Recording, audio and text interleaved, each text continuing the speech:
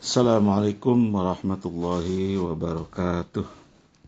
Alhamdulillah Rabbil alamin, wassalatu wassalamu ala asyrafil mursalin Sayyidina Muhammadin wa ala alihi wa sahbihi ajma'in. Amma ba'du. Saudara-saudara sekalian yang saya hormati, Lailatul Qadar bermakna malam kemuliaan atau malam kepastian. Yang ibadah pada malam itu dalam kitab suci Al-Quran dikatakan memiliki nilai yang sama dengan nilai ibadah 1000 bulan bagi yang mendapatkannya. Atau kalau saja mau dihitung, 1000 bulan itu sama dengan kurang lebih umur manusia, yakni 80 tahun. Dari situ dapat diasumsikan bahwa siapa saja yang mendapatkan malam Lailatul Qadar akan mendapatkan sebuah pengalaman hidup, yakni pengalaman rohani yang amat berharga dibandingkan dengan hidup 80 tahun. Tentang malam kemuliaan atau kepastian dapat ditemukan dalam Al-Quran sebagai berikut. Inna anzalnahu fi lailatul qadr wa ma adraka ma lailatul qadr lailatul qadri khairum min alfi syahr. Sesungguhnya kami telah menurunkannya, maksudnya Al-Quran, pada malam kemuliaan. Dan tahukah kamu apakah malam kemuliaan itu? Malam itu lebih baik daripada 1000 bulan. Surat Al-Qadr atau surat Al-Qadar ayat 1 sampai dengan 3. Itulah sebabnya kedatangan Lailatul Qadar sangat dinanti-nantikan oleh kaum muslimin yang sedang menjalankan ibadah puasa. Karena malam tersebut jatuh bertepatan pada bulan puasa. Adapun bentuk kegiatan untuk menyambut atau mendapatkan malam yang diimpi-impikan tersebut, diantaranya dengan bangun malam, mengerjakan salat sunnah, salat malam, tadarus, membaca dan mempelajari Al-Quran, serta berzikir sepanjang malam-malam bulan Ramadan. Menurut sebagian ulama, malam Lailatul Qadar jatuh bertepatan dengan tanggal 17 Ramadan. Pandangan semacam itu dikaitkan dengan terjadinya Perang Badar. Perang ini adalah perang yang pertama kali terjadi dalam sejarah agama Islam yang oleh Al-Quran dinamakan Perang Pembeda atau Al-Furqan. Pembeda antara kekuatan yang benar atau hak, orang-orang beriman pengikut Nabi Muhammad SAW dengan kekuatan batil. Jadi kekuatan yang benar itu adalah orang beriman pengikut Nabi Muhammad SAW dengan kekuatan batil. Kekuatan batil ini golongan orang-orang musyrik atau kafir.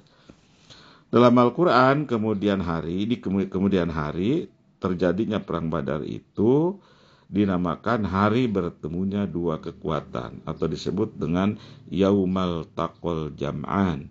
Sebagaimana dilukiskan, Innal ladzina tawallaw minkum yaumal taqal jam'an innamastazallahumush syaitanu biba'di ma kasabu.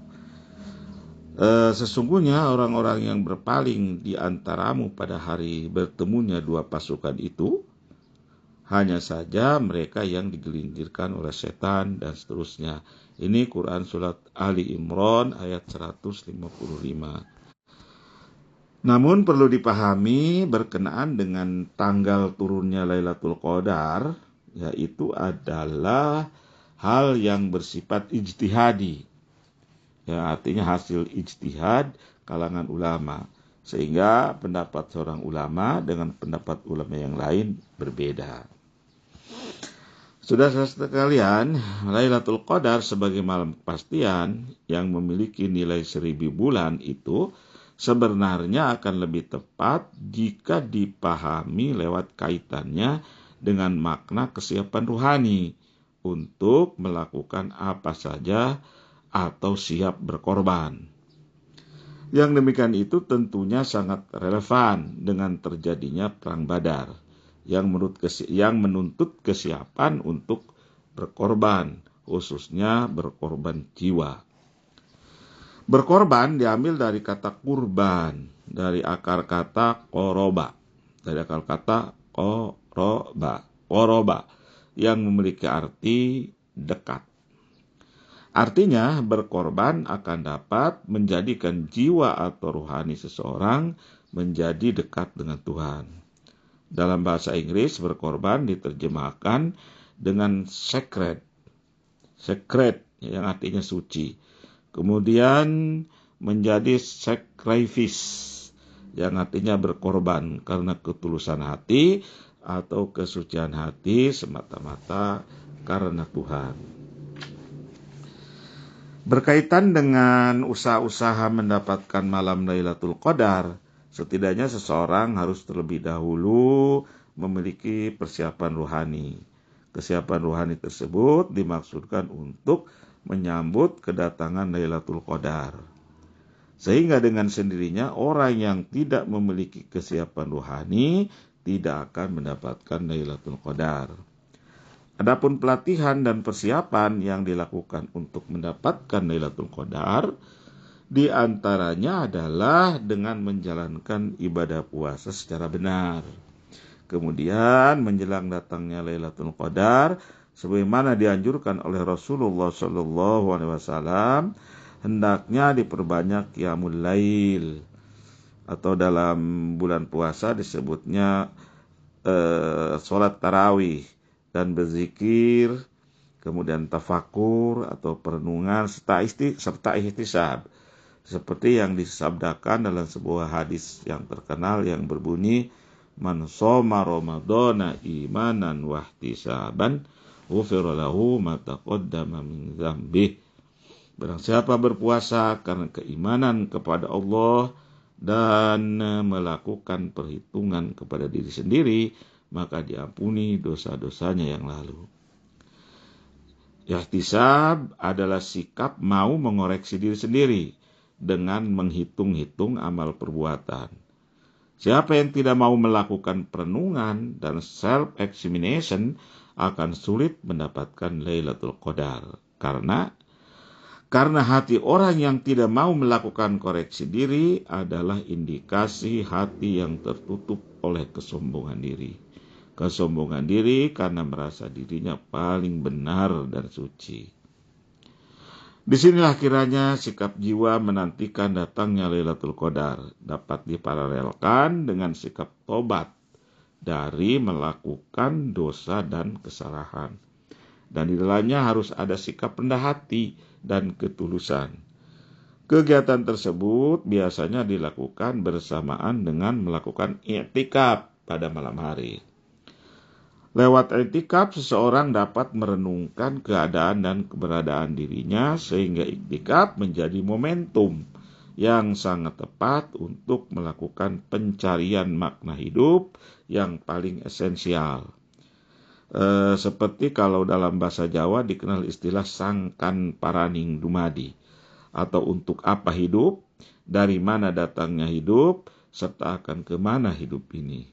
Seluruh pertanyaan itu merupakan pertanyaan yang eksistensial dan identik dengan ihtisab, melakukan examination selama menjalankan i'tikaf.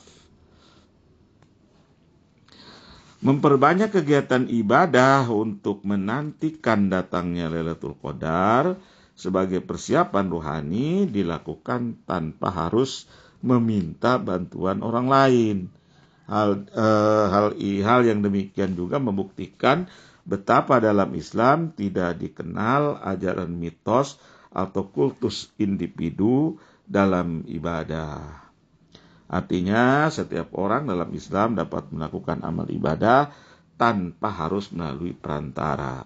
Anjuran untuk memperbanyak beribadah, memohon ampunan kepada Allah Subhanahu wa Ta'ala sepanjang bulan puasa khususnya juga tidak harus menggunakan bahasa Arab, menggunakan bahasa sendiri juga tidak ada salahnya, tidak apa-apa, karena sesungguhnya Allah Subhanahu wa taala Maha mengetahui dan mendengar. Wallahu a'lam bishawab, wallahul muwaffiq ila aqwamit thoriq.